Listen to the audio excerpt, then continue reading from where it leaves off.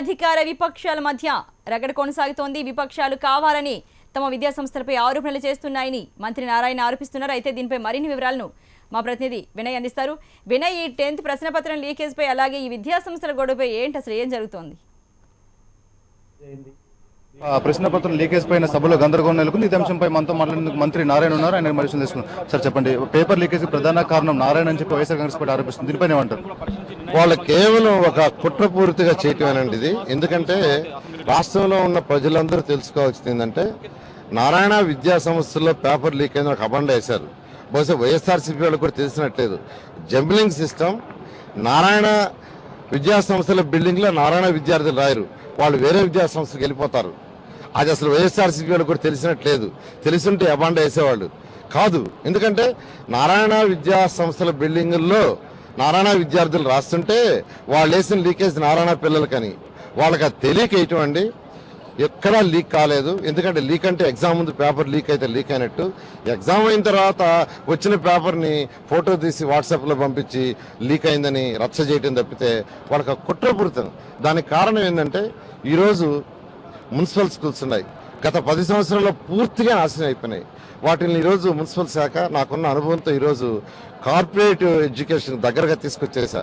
ఈరోజు career foundation ఎక్సలెంట్గా జరుగుతుంది. దాన్ని చూసి భయపడుతున్నారు. ఎందుకంటే కెరీర్ ఫౌండేషన్లో తల్లిదండ్రులు, పిల్లలు ముఖ్యమంత్రి గారిని అప్రిషియేట్ చేస్తున్నారు, ఎంతో పొగడుతున్నారు. దాన్ని చూసి భయపడటం వల్లనే వాళ్ళు ఇవన్నీ ఈరోజు చేస్తున్నారు. 4 పేపర్లు నారాయణ క్యాంపస్ నుంచి లీక్ అయింది. ఇప్పుడు కూడా వైఎస్ఆర్ కాంగ్రెస్ పార్టీ ఆరోపిస్తుంది ప్రధానంగా. దీనిపైన ఏమంటారు? అదేనండి, వాళ్ళకి అసలు నారాయణ బిల్డింగ్లో నారాయణ విద్యార్థులు రాయరు అనేది వాళ్ళకి తెలిసినట్లేదు.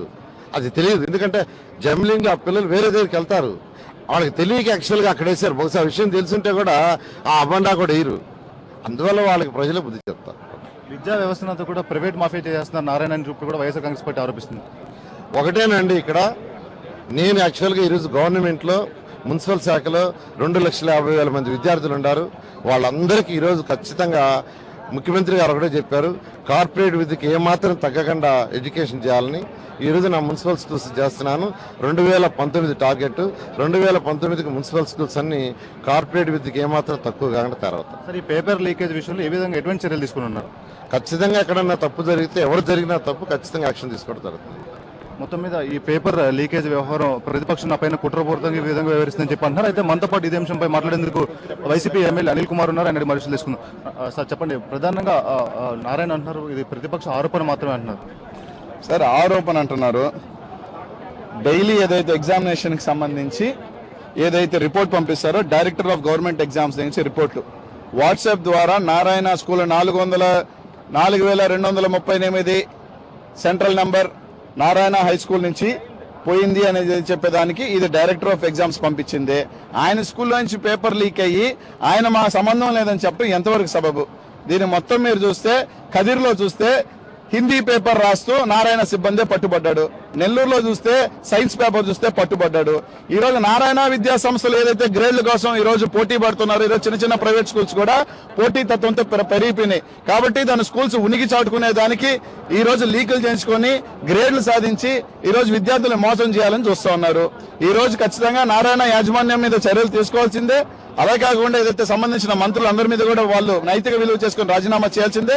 కొన్ని లక్షలాది మంది విద్యార్థులు కష్టపడి చదువుస్తుంటే వీళ్ళు దొంగదారిని ఇలా పేపర్ లీక్ చేసుకుని ఈరోజు స్పష్టంగా వాట్సాప్ ద్వారా లీక్ అయిందని చెప్పి డైరెక్టర్ ఆఫ్ ఎగ్జామ్సే పంపించాడు. దీనికి తూతూ మంత్రంగా ఇన్విజిలేటర్ని సూపరింటెండెంట్ మీద యాక్షన్ తీసుకున్నారు. వీళ్ళ మీదుగా తీసుకోవాల్సింది యాజమాన్యం మీద తీసుకోవాలా? ఎందుకంటే కదిర్లో అయినా, మడక్సిర్లో అయినా, నెల్లూరులో అయినా సూత్రధారి నారాయణ యాజమాన్యం, నారాయణ విద్యా సంస్థల నుంచే సూత్రధారి. ఈ రోజు విద్యా వ్యవస్థని ఈ రాష్ట్రంలో ఎవరైనా నాశనం చేశారు అంటే అది నారాయణ అన్నది అతిశక్తి కాదు. మంత్రులు నారాయణ, గంటాలు రాష్ట్రంలో విద్యా వ్యవస్థను భ్రష్టు పట్టిస్తున్నారని ఎమ్మెల్యే రోజా మండిపడ్డారు. గంటాకు సిగ్గుంటే పదవికి రాజీనామా చేయాలని డిమాండ్ చేశారు. నారాయణ విద్యా సంస్థల్లో లీక్ వ్యవహారం జరిగిందని రోజా ఆరోపించారు. వియ్యంకులిద్దరూ విద్యార్థుల జీవితాలతో ఆడుకుంటున్నారని రోజా ఆగ్రహాన్ని వ్యక్తం చేస్తున్నారు. గంటా గారికి నీతి నిజాయితీ సిగ్గు మానముంటే రాజీనామా చేయాల్సిన అవసరం ఉంది. ఎందుకంటే ఆయన మంత్రిగా విద్యాశాఖకి ప్రమాణం చేసిన రోజు నుంచి ఈ రోజు వరకు ఎన్ని కాలేజీల్లో ఎన్ని ఆత్మహత్యలు జరిగాయి, ఎన్ని అత్యాచారాలు జరిగాయి, వేటి మీద కూడా ఎంక్వైరీ చేయడం కానీ తప్పు చేసిన వాళ్ళని శిక్షించడం కానీ అలాగే విద్యా వ్యవస్థని ప్రక్షాళన చేసే విధంగా అడుగులు ముందుకు వేశాడా అంటే లేదండి. అయితే పేపర్ లీకేజ్కు అవకాశమే లేదంటున్నారు విద్యాశాఖ అధికారులు. విద్యార్థుల ముందే క్వశ్చన్ పేపర్ బండిల్స్ను ఓపెన్ చేస్తున్నామని చెప్పారు. ఒకవేళ సిబ్బంది ఎవరైనా వాట్సాప్ ద్వారా క్వశ్చన్ పేపర్ను పంపారా అనే దానిపై విచారణ జరుగుతోందని డీఈఓ చెప్పారు. క్వశ్చన్ పేపర్ విత్డ్రా చేసిన తర్వాత కూడా ఎగ్జామినేషన్ హాల్లో విద్యార్థుల ముందే ఓపెన్ చేయమని చెప్తున్నాం. చీఫ్ సూపరింటెండెంట్ ఉంటారు, డిపార్ట్మెంటల్ ఆఫీసర్ ఉంటారు, 2 ఇన్విజిలేటర్స్ ఉంటారు, ప్లస్ 2 పిల్లలు కూడా వాళ్ళ పిల్లల ముందే ఓపెన్ చేయమంటున్నాం. సో 9:30 ముందు ఎక్కడ కూడా క్వశ్చన్ పేపర్ వచ్చే అవకాశం అయితే లేదు, ఏ జిల్లాలో కానీ.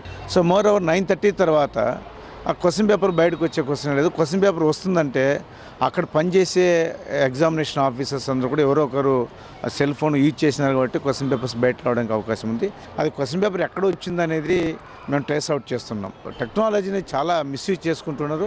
ఎవడైనా సరే ఇల్లీగల్ చేసినా, మాల్ ప్రాక్టీస్ చేసినా వాడు జైలుకి వెళ్ళాల్సిందే, వాడు ఎవడైనా కానీ.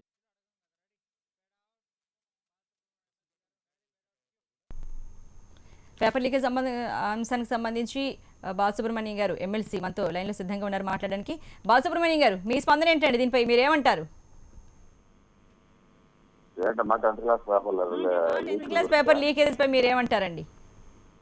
ఈ మొత్తం నిర్వాహకం అంతా కార్పొరేట్ పాఠశాల, ఏంటండి ఈ వ్యవహారం అంతా కార్పొరేట్ పాఠశాలలో నిర్వాహకం. ఇది ఓకే, దీనికి ప్రధానమైన బాధ్యత నారాయణ విద్యా సంస్థలే వహించాలి. ఇలాగే కనుక జరిగినట్టుగానైతే ప్రతి సందర్భంలోనూ అక్కడ ఇన్విజిలేటర్లని లేకపోతే డిపార్ట్మెంటల్ ఆఫీసర్లని బదనాం చేసి వాళ్ళని సస్పెండ్ చేయడం అనేది జరుగుతుంది. అసలుకి ముద్దాయిల చట్టము ఆ సెంటర్లో నిర్వహిస్తున్నటువంటి ప్రైవేటు కార్పొరేట్ యజమానులు లేకపోతే వాళ్ళకు సంబంధించిన సిబ్బంది, శిక్షలు గురవుతున్నది మాత్రము గవర్నమెంట్ ఉపాధ్యాయులు. ఇలాగే జరిగినట్టుగానైతే మేము ఈ కార్పొరేట్ విద్యా సంస్థల్లో పరీక్షలు జరపడాన్ని మేము అసలుకి బాయ్కాట్ చేస్తాము. అంటే మంత్రి నారాయణ ఏమంటున్నారంటే మా స్కూల్లో జరిగింది, కానీ మా స్కూల్లో పరీక్ష రాస్తున్న విద్యార్థులు మా స్కూల్కి సంబంధించిన వాళ్ళు కాదు, వేరే వాళ్ళు వచ్చి రాస్తూ ఉంటారు, దానికి దీనికి ఏ సంబంధం ఉంది అని అడుగుతున్నారండి. వాళ్ళ స్కూల్లోనే ఆ యంత్రాంగం ఉంది.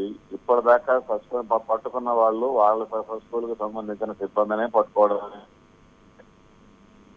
పిల్లల ముందు పేపర్స్ ఓపెన్ చేస్తాం బండిల్స్ అని ఎవరు అంటే టెండర్ కావచ్చు అలాంటి వాళ్ళు ఎవరైనా ఓపెన్ చేసి చూసారేమో అంటున్నారు. వాళ్ళ పిల్లలు ఎక్కడ రాస్తున్నారో అక్కడ వెళ్ళిపోతుంది. హలో చెప్పండి బాలసుబ్రహ్మణ్యం గారు. ఇప్పుడు అక్కడ పిల్లలు కాయలు కొట్టడం కోసంగానే లీక్ అవడం లేదు.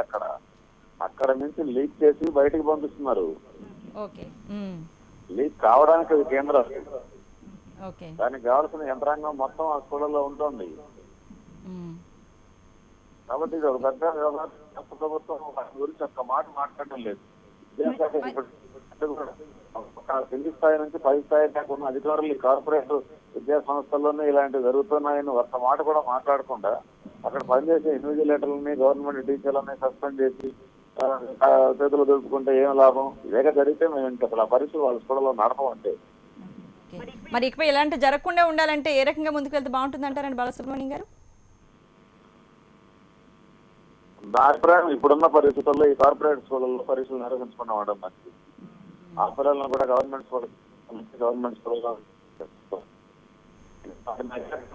ఈ ప్రభుత్వానికి సాధ్యమైనటువంటి విషయం కాదు.